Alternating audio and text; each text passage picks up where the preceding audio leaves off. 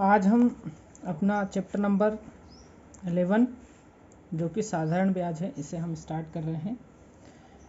Simple interest, इसके कुछ important rules हैं, है ना, कुछ इम्पोर्टेंट सूत्र हैं। वो क्या है? ए यानी अमाउंट इज इक्वल टू क्या हो जाएगा? पी प्लस आई यानी प्रिंसिपल प्लस इंटरेस्ट यानी मूलधन, और अगर हम ब्याज को जोड़ दें तो हमें क्या हो जाएगा? अमाउंट प्राप्त हो जाएगा, है ना, मिश्र धन मिल जाएगा। साथ ही सेकंड क्या है? ब्याज निकालने का फॉर्मूला है सिंपल इंटरेस्ट, है ना, इज इक्वल टू क्या होता है? P multiply R multiply T upon 100। वैसे आपको सारी चीज़ें पता ही होंगी।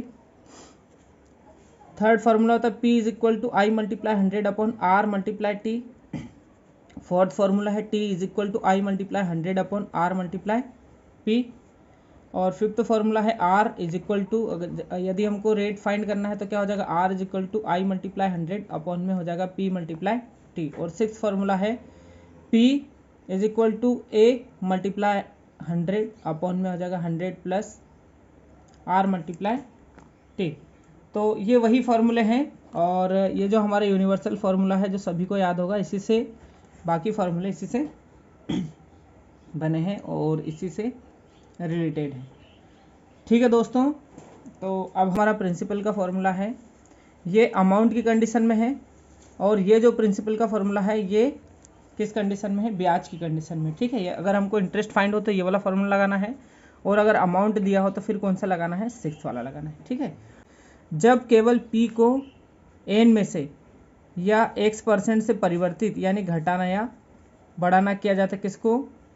पी को एन से, है ना, x% या दर से परिवर्तित करना होता है, तब क्या होता है? ऐसा ही भी उसी अनुपात में परिवर्तित हो जाता है ना।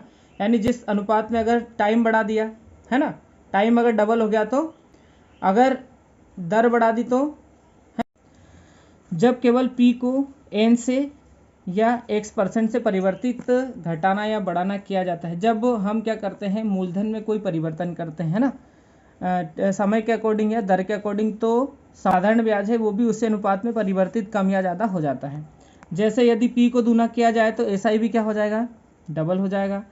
बशर्ते कि क्या होना चाहिए? रेट और टाइम जो होना चाहिए वो स्थिर होना चाहिए, मतलब टाइम और रेट जो है वो परिवर्तित नहीं होना चाहिए।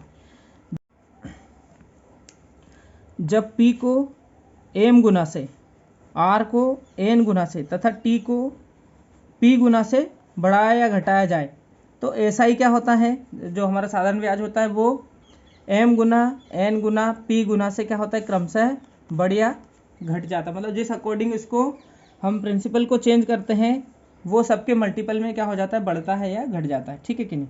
अगर इन तीनों को अलग अलग बढ़ाया जाता है, तीनों का अलग अलग मल्टीपल जो होगा वही क्या हो जाएगा? हमारा साधारण ब्याज में चेंज आ जाएगा। अब देखते हैं हम अपना टाइप नंबर 1। टाइप नंबर 1 हमारा क्या है? कोई राशि साधारण ब्याज की दर से टी वर्षों में क्या हो जाती है? एन गुनी हो जाती है। तो दर हमको फाइंड करना है, तो दर निकालने का फॉर्मूला हो जाएगा n-1 मल्टीप्लाई 100 अपॉन टी। इस फार्मूले का यूज़ करके हम इजीली क्या कर सकते हैं? रेट को फाइंड कर सकते हैं। तो देखिए, आइए देखते हैं क्वेश्चन नंबर 1। प्रश्न नंबर 1 हमारा क्या है? कोई राशि 10 वर्षों में 3 गुनी हो जाती है, साधारण ब्याज की वार्षिक दर क्या है? हमको क्या निकालना है? रेट निकालना है। तो रेट फाइंड करने के लिए हमारा फॉर्मूला क्या रहता है? जितना भी हमको टाइम दिया है, क्या दिया है? n-1 मल्टीप्लाई 100 अपॉन में क्या है? टी। यानी जो समय है उसको एक कम कर देना है, मतलब समय 3 गुना हो रहा है तो यहाँ पर कितना हो जाएगा? पूरा कर देता हूँ, है ना, एक कम कर दिया टाइम से और मल्टीप्लाई में कर दिया 100 अपॉन में क्या हो जाएगा? टी, यानी कितना हो जाएगा? 10। इसको अगर सॉल्व करेंगे तो 2 में से 3 में से एक कम हुआ तो कितना बचा? 2 गुने में क्या है? 100 बटे में कितना है? 10। एक जीरो से एक जीरो कट गई तो कितना बचेगा? 10 दूआ 20, यानी रेट क्या रहेगा? 20% हमारा रेट रहने वाला है। ऐसे ही हम अगर क्वेश्चन नंबर 2 देखें कि कोई धन राशि 12 वर्षों में 9 गुनी हो जाती है, तो साधारण ब्याज वार्षिक दर क्या है? तो हमारा क्या निकालना है? हमको दर निकालना है। तो R बराबर क्या होता है? n-1 मल्टीप्लाई 100 अपॉन में क्या हो गया? T। तो n-1 यानी 9 माइनस 1, n मतलब टाइम, मल्टीप्लाई क्या है अपना? 100 अपॉन में क्या है? T कितना है? 12 वर्ष हो गया। 9 में से एक कम किया तो कितना बचा? 8, मल्टीप्लाई में है 100 बटे में क्या है? 12। अब क्या करते हैं? इसको कट कर देते हैं। 4 से इसको कर दो, 4 दूनी 8 और 4 3 12। और कुछ कट हो रहा है क्या? नहीं हो रहा। तो 100 दूनी कितना हो गया? 200/3। 3 से डिवाइड कर दो, तो 3 से डिवाइड करेंगे तो 3 18, बचे कितने? 2। फिर हो गया 20 हो गया यहाँ पर, है ना। तो फिर क्या हो गया? 3 18, फिर हो जाएगा 20 यानी 66.66%, या इसी को क्या बोलते हैं? 66.2/3% भी इसी को बोलते हैं। यही हमारे इस क्वेश्चन का क्या है? आंसर है। यानी रेट क्या लगेगा? 66.2/3%। हमारा टाइप नंबर 2 है, कोई राशि साधारण ब्याज पर R% की दर से n गुनी हो जाती है तो समय क्या होगा? समय का फॉर्मूला बनेगा हमारा, समय बराबर n - 1 × 100/R। यानी रेट फाइंड करना तो यहाँ पर t आएगा, और अगर समय फाइंड करना तो यहाँ पर क्या आएगा? रेट आएगा। ठीक है, देखते हैं क्वेश्चन नंबर 1 क्या है। कोई राशि साधारण ब्याज पर 5% की वार्षिक दर से कितने वर्षों में दुगनी हो जाएगी, है ना। तो हमको समय निकालना है, तो t बराबर क्या हो जाएगा? n - 1 × 100 अपॉन में क्या है? r। n - 1 n दुगनी होगी, यानी 2 - 1 गुने में क्या आ गया? 100 बटे में क्या है? r कितना है? 5%। 2 में से 1 गया तो 1 गुना 100 बटे में आ गया 5। 5 से काट दो तो 5 2 10 0, यानी 20 वर्षों में वो क्या हो जाएगी? 2 गुनी हो जाएगी कोई भी राशि। यही हमारा इस क्वेश्चन का क्या है? आंसर है ना। क्वेश्चन नंबर 2 हमारा क्या है? कोई राशि 15% वार्षिक ब्याज दर से कितने वर्षों में 11 गुनी हो जाएगी? ठीक है, लगा देते हैं। हमारा फॉर्मूला क्या है? टाइम बराबर n - 1 × 100 अपॉन में क्या है? r। n कितना है हमारे पास? n है हमारे पास 11 गुनी, यानी 11 ऋण 1 गुने में क्या आ गया? 100 बटे में क्या है? r कितना है? 15%।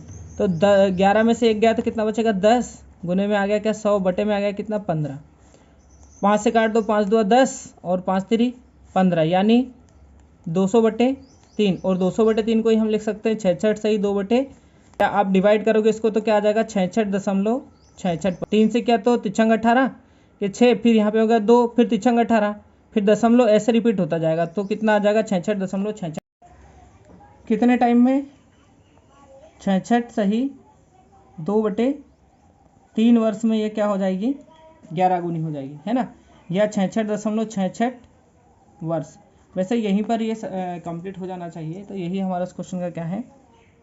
आंसर है।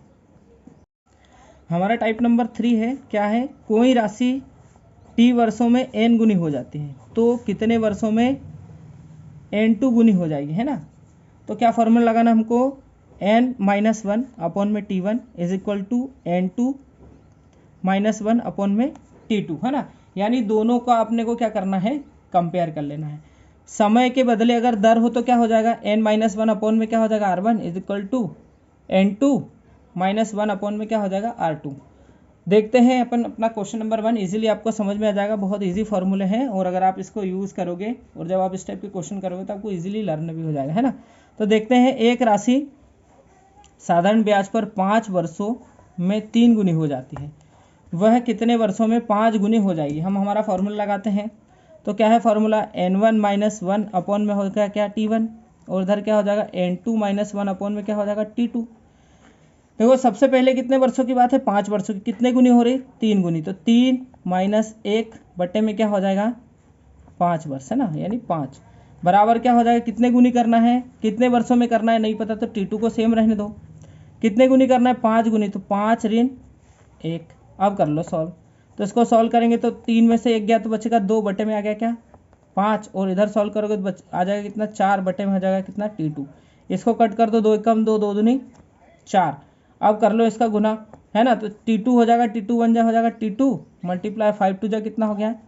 10, यानी ठीक है। क्या होगा देख लेते हैं। ये हमारा क्या हो गया? यहाँ तक हम पहुँच गए, यानी 2/5 इज इक्वल टू 4/t2। 2 से कट कर दो, 2 जा 2, 2 2 जा 4। इसका अगर मल्टीप्लाई करेंगे तो t2 हो जाएगा यहाँ पर, और 5 2 कितना हो जाएगा? 10। हमारा क्वेश्चन नंबर 2 क्या है? एक राशि साधारण ब्याज पर 3% की दर से 4 गुनी हो जाती है, वह कितने प्रतिशत की दर से 7 गुनी हो जाएगी? सेम फॉर्मूला अपना, N1 माइनस 1 अपॉन में हो जाएगा T1 और N2 माइनस 1 अपॉन में क्या हो जाएगा T2। सॉल्व कर लो इसको। तो N1 यानी कितने गुनी हो रही, 4 गुनी, यानी 4 ऋण हो गया 1 बटे में रेट कितना है, इस बार अपने को रेट दिया है तो यहाँ पे क्या हो जाएगा R1 और यहाँ हो जाएगा क्या R2, है ना, अपॉन में क्या है 3। इधर देखो कितने गुनी होना है 7 गुनी, तो 7 ऋण हो गया 1 और दर क्या है अपने को नहीं पता तो R2 को सेम रहने दो। सॉल्व कर लो इसको, आ जाएगा बटे में अपने ऑलरेडी क्या है 3 है, इन दोनों को सॉल्व करेंगे क्या आ जाएगा 6 आ जाएगा बटे में क्या है R2 है, ये 3 से 3 तो कट गया। इसको सॉल्व कर लो तो R2 बराबर क्या हो जाएगा 6 कम 6, यानी 6% का वो रेट रहेगा जिससे वो क्या हो जाएगी 7 गुनी हो जाएगी। हमारा टाइप नंबर 4 क्या है, कोई राशि एक निश्चित समय टी के लिए R1% वार्षिक दर पर दिया गया है, यदि वह R2% दर पर दिया गया होता तो X रुपये अधिक मिलते या कम मिलते, ब्याज के रूप में प्राप्त होता है, कम या ज़्यादा रुपए जो भी मिलते हैं वो ब्याज के रूप में हमको कम या ज़्यादा मिलते। तब मूलधन अगर हमको निकालना है तो फॉर्मूला क्या हो जाएगा X मल्टीप्लाई 100 अपॉन में क्या हो जाएगा R1 तथा R2 में अंतर मल्टीप्लाई हो जाएगा क्या T यानी टाइम। आइए देखते हैं क्वेश्चन नंबर 1 हम सॉल्व करते हैं। क्या है क्वेश्चन नंबर 1, एक राशि 3 वर्षों के लिए 4% वार्षिक दर पर दिया गया है, यदि वह राशि 5.5% की वार्षिक दर पर दिया गया होता तो 1800 रुपये अधिक ब्याज के रूप में प्राप्त होता, वह राशि क्या है। तो हमको निकालना है मूलधन यानी P बराबर क्या हो जाएगा X, तो राशि हमारी कितनी है ना, कितनी है 1800 रुपये हमको अधिक मिलती है, ठीक है, यही वो राशि है जो हमको अधिक मिलती है। गुने में क्या आ जाएगा 100 अपॉन में क्या है R1 और R2 का अंतर यानी 5.5 माइनस 4, है ना, परसेंट अपने को नहीं लगाना है, गुने में क्या है T है, ठीक है। समय कितना है अपने पास 3 वर्ष, तो यहाँ पे T की वैल्यू कितनी आ गई 3 आ गई। हमने किस फॉर्मूले में लगाई वैल्यू X मल्टीप्लाई 100 अपॉन में क्या है R2 माइनस R1 गुने में क्या है T।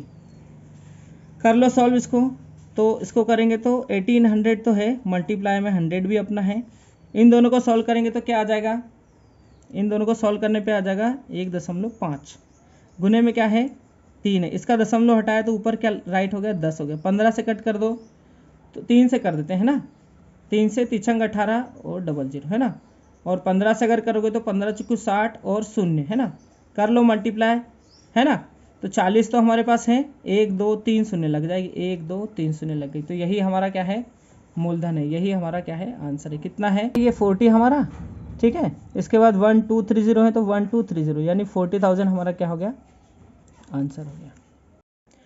क्वेश्चन नंबर 2, कोई राशि 2 वर्षों के लिए 4.6% की वार्षिक दर पर दिया गया है, यदि वह 3.2% वार्षिक दर पर दिया गया होता तो 196 रुपये कम प्राप्त होते, वह राशि क्या थी। तो वह राशि थी P बराबर हम फॉर्मूला लगाएंगे X मल्टीप्लाई 100 अपॉन में क्या हो गया रेट है तो R2 माइनस क्या हो गया R1 मल्टीप्लाई में क्या है T।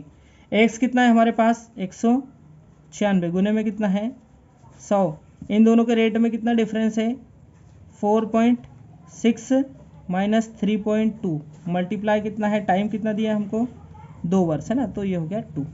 इन दोनों को सॉल्व किया तो 196 मल्टीप्लाई क्या आ जाएगा 100 अपॉन में क्या है, इसको माइनस कर दो तो कितना बचेगा 4 पॉइंट, यहाँ पर क्या बचेगा 1 है ना, मल्टीप्लाई में क्या है 2 पॉइंट, डेसिमल रिमूव किया तो आ गया क्या 10, तो 14 से कट कर दो, 14 एकम 14 बचे कितने 5, 14 चुकू 56, 2 से कट कर दो, 2 एकम 2, 2 सती 14, 7 तो हमारा ठीक है 1 2 3 शून्य है ना, तो कितना हो जाएगा 1 2 3 यानी हमारा मूलधन क्या हो जाएगा 7,000 रुपये हो जाएगा, यही हमारा इस क्वेश्चन का क्या है आंसर है।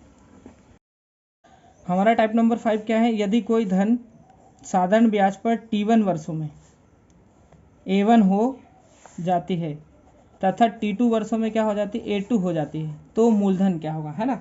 तो मूलधन निकालने का सूत्र क्या हो जाएगा P is equal to A1 minus A2 minus A1 upon में हो जाएगा T2 माइनस T1 मल्टीप्लाई में हो जाएगा T1।